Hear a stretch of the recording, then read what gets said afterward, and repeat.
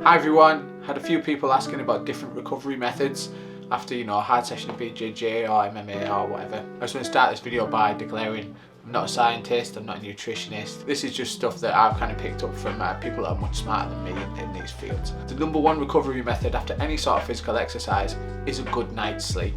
You can do all the ice baths, saunas, anything else in the world, but that ain't gonna mean shit if you don't get your sleep right. What do I mean by getting your sleep right? Getting as much as you possibly can and feeling refreshed the next day. The number differs between person to person. You might run amazingly after 6 hours, like knockout sleep. It might take somebody else like 8 or 9 if they have quite disruptive sleep, or perhaps they've got a little one at home that wakes up a couple of times during the night and it's hard to get back into sleep. But without a good night's sleep, everything else is going to have minimal effect on your overall recovery. There's a couple of things straight off the bat. If you sleep with your mouth open, that's going to really fuck you up and affect the quality of your sleep. So try your hardest to breathe through your nose while you're sleeping. It's easier said than done. If you snore, if that's an issue, then it's time to go to a doctor. Go to a doctor, get sorted, get all that cleared, get all that bump out of there. If you need, surgery because you've got a deviated septum from years of kickboxing or whatever, get it sorted. You're going to thank yourself. It's going to make everything better. It's going to make you sleep better, which is going to make your performance on the mats better, but it's also going to make you breathing better while you're rolling, while you're drilling, whatever exercise you're doing. If you can breathe through your nose and not through your mouth, you're onto a winner there. Number one thing for recovery is sleep. Figure out what's the best amount for you, figure out what's the best way to get it, and make sure you're getting it. One thing is, alcohol before bed fucking ruins your sleep. So if you've had a hard session, you're gonna tank your recovery if you have a few drinks before you go to bed. I'm not saying abstain, I'm not saying don't drink. Just pick your times when you do drink. If you're gonna train hard and then go out and get fucking leathered, you're gonna need to sleep basically all the next day to recover, not only from your hangover, but to let your body physically recover, because if you drink a lot of alcohol before bed, you're barely getting any decent deep sleep, which is what you need for your body to go into that recovery mode.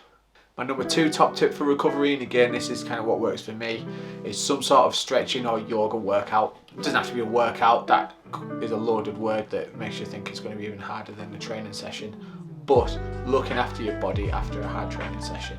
Jiu Jitsu guys especially is so bad for finishing the session. Cool, yeah, thanks everybody, run the line, whoa, what an awesome session.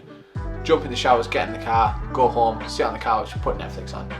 Your body's still absolutely battered and it'll just settle into that couch position or whatever it is you do when you get home. Do some stretches. Stretch your body before. Lightly, obviously your coach or your gym should be doing some sort of warm up anyway to get your body moving. Stretch whatever you want to stretch within that as well. Your coach won't think you're weird if you go, mate, I've got bad shoulders, I'm also going to just take 2 minutes to do this. Most importantly, after you've finished training. So take a couple of minutes, stretch your body out. Watch a couple of yoga videos on YouTube so you kind of know what you're doing and what's going to work best. There's millions out there. I use Yoga for Adrienne, she's absolutely class, or however you pronounce her name, and I have done for years, but what they've given me is now a knowledge of positions, so when I finish Jiu Jitsu, and I'm no saint for this, I should do it more, is to then, I know some yoga positions which are going to free up whatever it is that might be aching, or if nothing's aching, just do it anyway, just stretch your body out, get all that lactic acid moving in and out, and so it just doesn't settle in your body, I think is the science behind it. But regardless, it works for me. If you can't do it straight after because you need to fucking just jump in the car and go and pick your daughter up from school or whatever it is, just try and build it into your week, 2 or 3, and it can just be a 20-minute yoga session, 10-minute yoga session, just session of moving your body and stretching it can go a real long way, and that'll build into your longevity as well. Not only your recovery, but that'll keep you on the mats for a really long time to come. My next tip is everybody's fucking buzzing on it at the minute, but hot and cold therapy. Now I've read some peer-reviewed studies to kind of base my knowledge on it, because there's so much shit on TikTok, on Instagram, and of everybody doing ice baths and stuff. So I tried to figure out just what's feasible and what's usable. The number one thing I've found across loads of journals with ice baths, we'll start with ice baths. If you're gonna do them, you wanna get 12 minutes worth of it in per week. Now that could be one 12-minute session.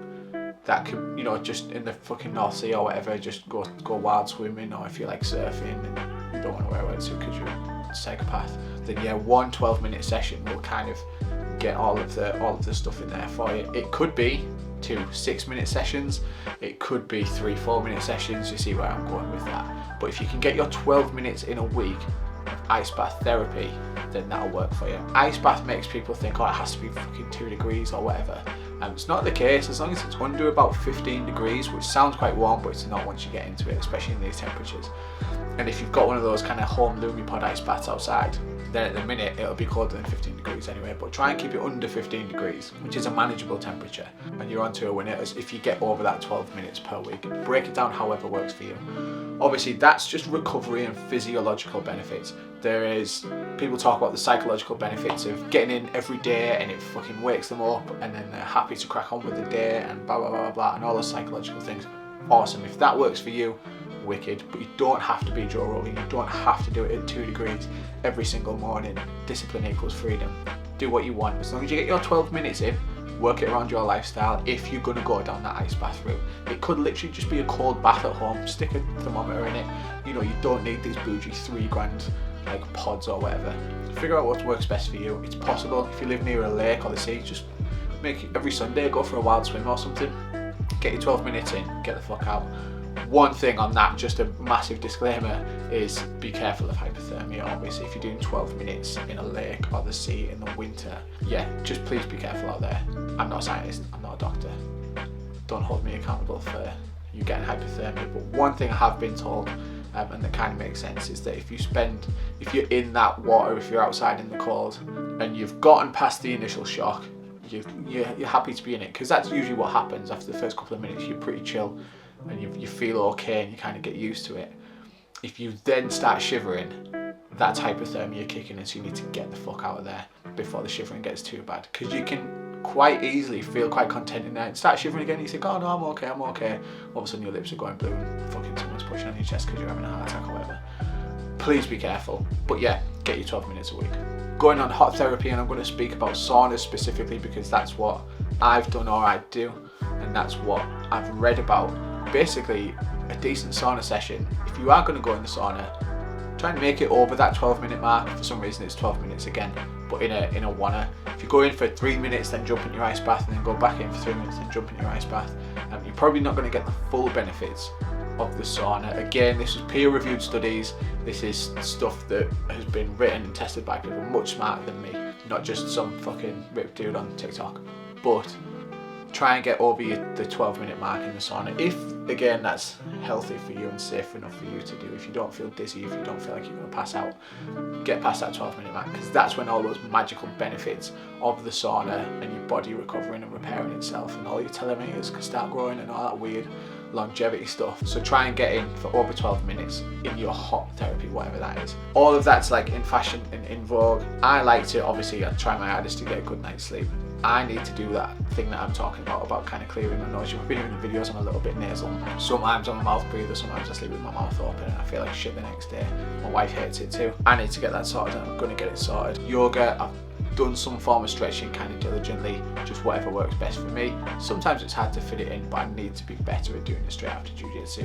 Cold water, I've never really had an issue with because of surfing, and I treat 2 hours in a wetsuit in the North Sea. That probably fills that gap of like 12 minutes without a wetsuit on. I feel like I'm getting pretty fucking cold doing that. Obviously surfing is hard work, so probably killing my recovery, but what I find is after any time I do any cold water, whether it's in the sea, ice bath, whatever it is, I sleep amazingly. So them two can kind of go hand in hand. Saunas, obviously, I think are amazing. I tend to lean more towards the ice bath in the summer and then obviously sauna in the winter. People in freezing cold countries have done saunas diligently for a really long time. There's probably some reason to that. It's just quite nice being warm, isn't it, when it's freezing outside? So that's probably what I'll look at. But there's my 4 tips for things to look at for your recovery after your jiu-jitsu training sessions or any form of really hard intensive exercise. Good night's sleep, yoga and some stretching, ice baths and or sauna, whatever works best for you. Nice one, thanks for watching.